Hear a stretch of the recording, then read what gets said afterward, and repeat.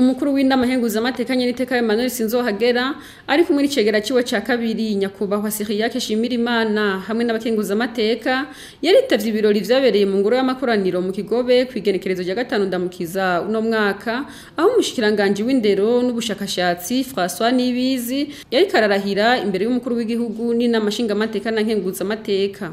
Ivyo birori kandi bikaba vyari vyitabwe n'abandi banyacubahiro bakuru muri bo hakaba harimwo cigera c'umukuru w'igihugu, umushikiranganje wa mbere, abagize leta y'u Burundi, abaserukira inzego z'umutekano no kwivuna abansi hamwe n'abaserukira ibihugu vyabo mu Burundi.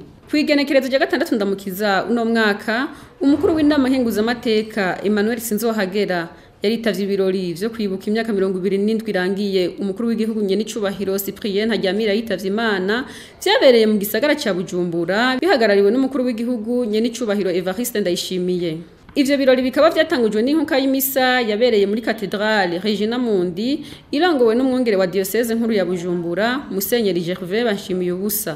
Byarangijwe no gushira ingori z'amashugwe ku ntatemwa y'umuhisi Ntaryamira no kuza abandi bashengeranye nawe hamwe no kumviriza ijambo ryiwe ryari rishingiye ku gukomeza discipline mu bisate bitandukanye by'ubuzima bw'igihugu. Ivyo birori vyari vyitabwe kandi n'icegera c'umukuru w'igihugu, umushikiranganje wa mbere, abagize leta y'u Burundi, abashinga amateka n'abakenguza amateka, abaserukira ibihugu vyabo mu Burundi n'abandi banyacubahiro batandukanye.